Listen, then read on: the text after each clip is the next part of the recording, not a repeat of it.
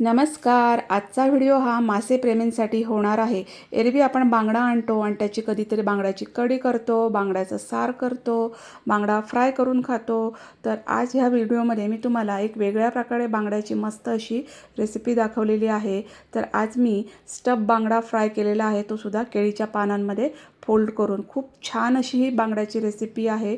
Regular केली जात नाही, पण तुम्ही जर एकदा रेसिपी फॉलो केली ना तर तुम्ही ह्या रेसिपीच्या प्रेमात पडाल. तर याच्यासाठी बघा मी 1 किलो हे बांगडे घेतलेले आहेत. तर फिशवाल्याकडूनच मी हे व्यवस्थित असे कट करून आणलेले आहेत. त्याला मी सांगितलं की मला स्टफ बांगडा फ्राय करायचा आहे, मग त्याने मला बरोबर असे कट करून दिलेले आहेत. हे असं पूर्ण असा कट करून दिलेला आहे बांगडा आणि वरच्या बाजूने असे त्याला असे छोटे छोटे कट मारलेले आहेत, जेणेकरून याच्यामध्ये मसाला व्यवस्थित बसेल. तर या बांगड्यांना मी मीठ, हळद आणि कोकमचा आगळ लावून एक अर्धा तासासाठी मॅरिनेशनसाठी ठेवून दिलेलं आहे. बांगडे स्वच्छ धुवून घ्यायचे आणि नंतर मग याला हे सगळे जिन्नस ते लावायचे आहेत. थोड्या वेळाने या बांगड्यांना पाणी सुटेल, तर थोडंसं पाणी मी कट केलेल्या भागामध्ये पण घातलेलं आहे, जेणेकरून बांगड्याची टेस्ट आहे ती खूप छान येईल. तर इथं मी 1 इंच आलं घेतलेलं आहे, 1 लसणाचा पूर्ण गड्डा, एक 10-12 तिखट मिरच्या, मूठभर कोथिंबीर आणि 1 वाटी खोबरं घेतलेलं आहे. आणि याचं मी एक मिक्सरमध्ये वाटण करून घेतलेलं आहे. हे बघा. तर मिरच्यांचं प्रमाण थोडंसं जास्त ठेवायचं, तर थोडंसं तिखट असं हे स्टफिंग आपल्याला खूप छान लागणार आहे. आता पॅनमध्ये तेल घेतलेलं आहे आणि याच्यामध्ये हे जे आपण आता वाटण करून घेतलेलं आहे ते आपल्याला छान अगदी परतवून घ्यायचं आहे. गॅसची फ्लेम स्लोच ठेवायची आणि आपल्याला स्लो गॅस फ्लेमवर हे जे वाटण आहे ते मस्त अगदी परतवून घ्यायचं आहे. कच्चंच वाटण वापरायचं नाही आहे, असं मस्त असं परतवून घ्यायचं हे वाटण आणि मगच आपल्याला स्टफिंगसाठी वापरायचं आहे. तर सगळं वाटण मी या पॅनमध्ये काढून घेतलेलं आहे.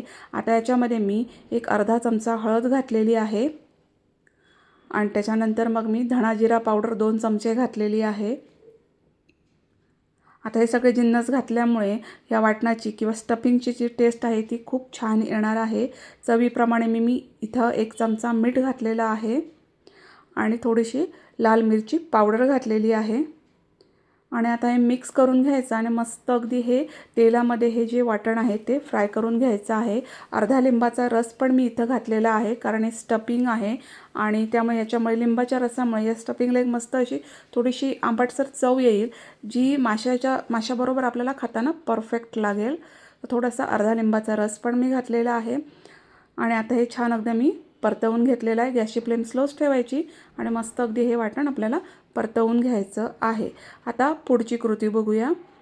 तर एका खलबत्त्यामध्ये मी लसणाच्या पाकळ्या घेतलेल्या आहेत. ह्या जवळजवळ 1 लसणाचा गड्डाच आहे आणि एक 20-25 मी आल्याचे बारीक तुकडे घेतलेले आहेत आणि हे मस्त अगदी खलबत्त्यामध्ये मी ठेचून घेतलेलं आहे. तुम्ही म्हणाल मिक्सरला का नाही लावलं, तर मिक्सरला हे फिरवून घेण्यापेक्षा जर तुम्ही असं ठेचून घेतलं तर याची जी चव आहे ती माशाला खूप छान येते. त्यामुळे शक्यतो हे खलबत्त्यामध्ये ठेचूनच घ्या.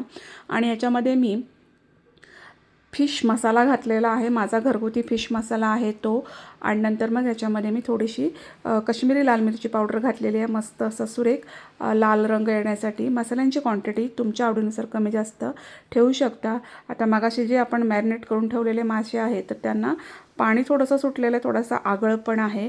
तर तेच पाणी मी हा मसाला कालवण्यासाठी घेतलेला आहे, जेणेकरून याच्यामध्ये आपल्याला एक्स्ट्रा आगळ किंवा इतर पाणी वगैरे घालण्याची काही गरज नाही आहे. तर मस्त अगदी ही अशी पेस्ट माशांना वरतून लावण्यासाठी तयार होणार आहे. तुम्ही जर नुसते जरी मासे फ्राय करत असाल तर त्यांनासुद्धा तुम्ही ही अशीच पेस्ट बनवा. तर आलं लसूणची डायरेक्ट मिक्सरला लावलेली पेस्ट वापरू नका, एक खलबत्त्यामध्ये ठेचलेलीच पेस्ट वापरा. बघा नक्कीच तुम्हाला चवीमध्ये फरक दिसेल. तर आपलं जे वाटण आहे ते मस्त अगदी परतवून झालेलं आहे. हे बघा, मस्त असा त्याचा स्मेल येतो जेव्हा वाटण परतवून होतं त्यावेळी, आणि ते एकदम थोडंसं ड्राय पण होऊन जातं. तर मस्त असं वाटण परतवून झालेलं आहे. गॅस मी आता बंद केलेला आहे. मी इथं केळीचं पान घेतलेलं आहे. केळीची पानं अशी स्वच्छ धुवून घ्यायची आणि नंतर गॅसवर ही थोडीशी अशी हलकी अशी भाजून घ्यायची आहेत, जेणेकरून जेव्हा आपण याच्यामध्ये मासा फोल्ड करू त्यावेळी हे जे पान फोल्ड करताना अजिबात आपलं तुटणार नाही आहे.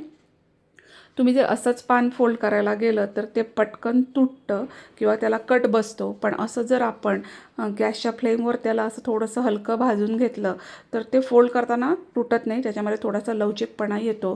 तुम्ही जर गावी राहत असाल आणि तुमच्याकडे चूल असेल तर तुम्ही हे सगळं निखाऱ्यावर करू शकता. तर अशा प्रकारे मी सगळी पानं व्यवस्थित भाजून घेतली. ह्या रेसिपीसाठी खास गावावरून मी ही केळीची पानं मागवून घेतली होती, कारण शहरामध्ये पटकन केळीची पानं मिळत नाही. ऑनलाईन कुठे कुठे मिळतात, तुम्ही तसं त्यांना सर्च करू शकता. तर आता बघा, हे जे बांगडे आहेत त्यांना मस्त असं अगदी आता मॅरिनेशन झालेलं आहे. हे अर्धा तास तरी आपल्याला असं मॅरिनेशनसाठी ठेवायचं आहे, जेणेकरून ह्या बांगड्यांना आतून मीठ, आगळ असं ते छान अगदी लागतं आणि मग खाताना तो बांगडा टेस्टला खूप छान लागतो. या बांगड्यामध्ये बघा, हा जो पार्ट मी आत्ता दाखवला तो गाबोळी आहे, म्हणजे बांगड्याचा अंड्याचा पार्ट. तर काय काय जणं खातात, म्हणजे आमच्या घरात पण तो खातात, म्हणून मी तो काढलेला नाही आहे. तर मागाचं स्टफिंग जे आहे ते आता गार करून घ्यायचं आणि जे मागे आपण पॉकेट करून घेतलेलं आहे बांगड्याला, तर त्याच्यामध्ये आपल्याला हे भरून घ्यायचं आहे. हे बघा, जे फिशवाले असतात ते हे प्रॉपर आपल्याला बांगड्याचं व्यवस्थित कटिंग करून देतात. हे बघा, आणि बांगडा थोडा मोठा घ्यायचा आहे या रेसिपीसाठी, म्हणजे परफेक्ट अशी आपली रेसिपी तयार होते. तर मस्त असा मसाला मी या पॉकेटमध्ये भरून घेतलेला आहे. आणि नंतर बाहेरच्या बाजूने ही जी आपण मस्त अशी लाल रंगाची पेस्ट बनवलेली आहे, तर ती इथं वापरायची आहे. इथं मी घरगुती माझा फिश करी मसाला आहे तो वापरलेला आहे. तुमच्याकडे नसेल तर तुम्ही प्लेन लाल मिरची पावडर किंवा विकतचा जो फिश करी मसाला मिळतो किंवा फिश फ्राय मसाला मिळतो तो तुम्ही इथं वापरू शकता. तर मस्त अगदी ही पेस्ट दोन्ही बाजूने हाताने या बांगड्याला लावून घ्यायची आहे, जेणेकरून खाताना हा जो मासा आहे तो त्याला आतून आणि बाहेरून अशी मस्त अगदी टेस्ट येते. खूप छान अगदी हा बांगडा तयार होतो. खरंच मस्त अगदी ही बांगड्याची रेसिपी आहे, नक्की ट्राय करा. तर बघा, मस्त असा हा बाहेरून असा मसाला या बांगड्याला लावून झालेला आहे. आता मगाशी जे मी भाजून घेतलेलं केळीचं पान आहे ते घेतलेलं आहे आणि त्याच्यावरती बघा मी ह्या अशा कांदा आणि टोमॅटोच्या चकत्या ठेवलेल्या आहेत. तर अशा चकत्या ठेवायच्या, म्हणजे खाताना ह्यानंतर ह्या चकत्या खूप छान लागतात. तुम्हाला आवडत नसेल तर नाही लावल्या तरी चालेल, पण जेव्हा आपण हे नंतर भाजतो तेव्हा ह्यांची पण ते माशाबरोबरची चव आहे ती खूप छान लागते. आणि पूर्णपणे मस्त अगदी मसाल्याने कोट केलेला आणि स्टफिंग पूर्ण भरलेला बांगडा मी याच्यावर ठेवलेला आहे. हे बघा मस्त, आणि दोन्ही बाजूनी फोल्ड करून घ्यायचं आहे आपल्याला हे केळीचं पान. हे बघा, जर तुम्ही गावी राहत असाल तर तुम्हाला अगदी इझिली केळीचं पान मिळेल, पण शहरामध्ये तुम्हाला मात्र केळीची पानं शोधावी लागतील. ऑनलाईन भेटतात, तुम्ही तशी पण सर्च करू शकता. तर दाखवल्याप्रमाणे याला असं फोल्ड करून घ्यायचं आहे. थोडंसं टर्न करायचं, म्हणजे ती फोल्डिंगची बाजू खाली राहते. आणि असं दोन्ही बाजूने आपल्याला हे छान असं फोल्ड करून घ्यायचं आहे आणि नंतर मग याला दोऱ्याने बांधून घ्यायचं आहे. हे बघा, तर माझ्याकडे केळीचे दोर होते, ते पण गावावरून मी मागवून घेतलेले या रेसिपीसाठी. तर दोऱ्यानेच मी इथं बांधलेला आहे. तुम्ही आपला साधा जो दोरा असतो थोडासा घट्ट जर असा, तर त्याने असं बांधून घ्यायचं आहे. नंतर याला असं वाफवून घ्यायचं. तर वाफवण्यासाठी मी तर डायरेक्ट इल्डी पात्र वापरलेलं आहे, त्याची शेवटची जाळी लावलेली आहे, जेणेकरून याच्यामध्ये आपल्याला भरपूर स्पेस मिळते.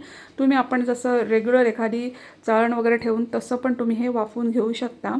आणि स्लो गॅस फ्लेमवर आपल्याला 20-1 मिनटं तरी हे मस्त अगदी वाफवून घ्यायचे आहेत. एक 20 ते 25 मिनटं झालेली आहेत. आणि बघा, मस्त अगदी ह्या बांगड्यांना किंवा ह्या पानांना मस्त अगदी वाफ बसलेली आहे. आता हे गार करून घ्यायचं आणि त्याची पुढची कृती काय आहे ते मी तुम्हाला सांगते. तर इथं मी गॅसवर एक जाळी ठेवलेली आहे, त्याच्यावर हे डायरेक्ट आपलं वाफवलेलं पान आहे ते ठेवून दोन्ही बाजूने आपल्याला त्याला मस्त अगदी असं भाजून घ्यायचं आहे. तुम्ही जर गावी राहत असाल तर तुम्ही ही प्रोसिजर निखाऱ्यावर करा. असा भाजून घेतलेला पानांमधला जो बांगडा आहे तो पण खूप छान लागतो. निखाऱ्यावरची ती चव असते ना, ती पण मस्त अगदी एकदम अफलातून असते. तर तुम्ही गावी राहत असाल तर तसं करा.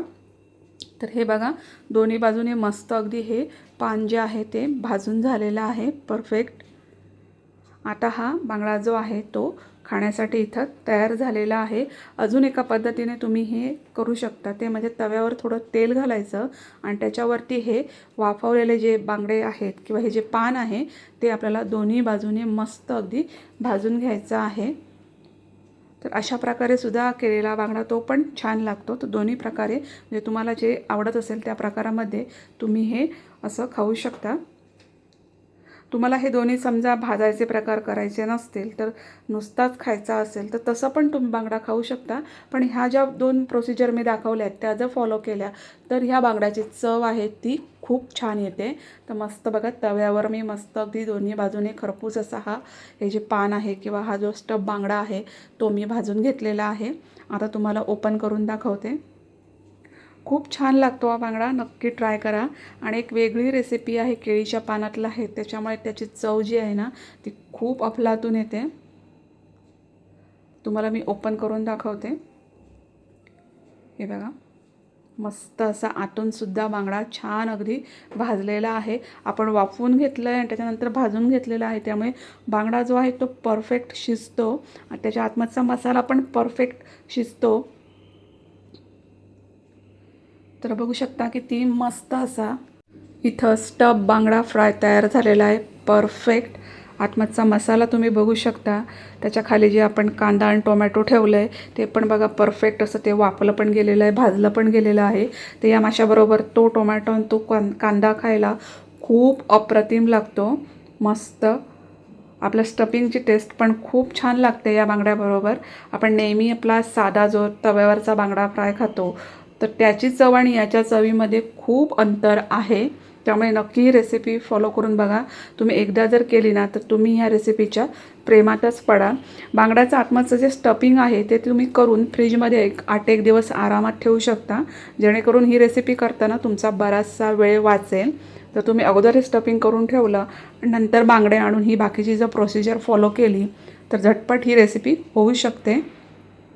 तर हे आपण आता मगाशी जे निखाऱ्यावर किंवा गॅसवर डायरेक्ट फ्राय केला ते पान आहे हे, तर तो पण बांगडा बघू शकता, तो पण मस्त झालेला आहे जो आपण गॅसवर डायरेक्ट भाजून घेतलेला आहे. परफेक्ट मस्त चव लागते या बांगड्याची. विकत घ्यायला गेला तर ही रेसिपी किंवा हा जो बांगडा आहे तो शक्यतो कुठे मिळतच नाही ही रेसिपी, आणि मिळाला तर तो खूप महाग असतो. त्यामुळे ही जी रेसिपी आहे ती घरी नक्की फॉलो करा. आणि माझी ही स्टफ बांगडा फ्रायची रेसिपी तुम्हाला कशी वाटली ती कमेंट्समध्ये नक्की सांगा. माझ्या चॅनलला नक्की सबस्क्राईब करा. भेटू नेक्स्ट व्हिडिओमध्ये. थँक्यू.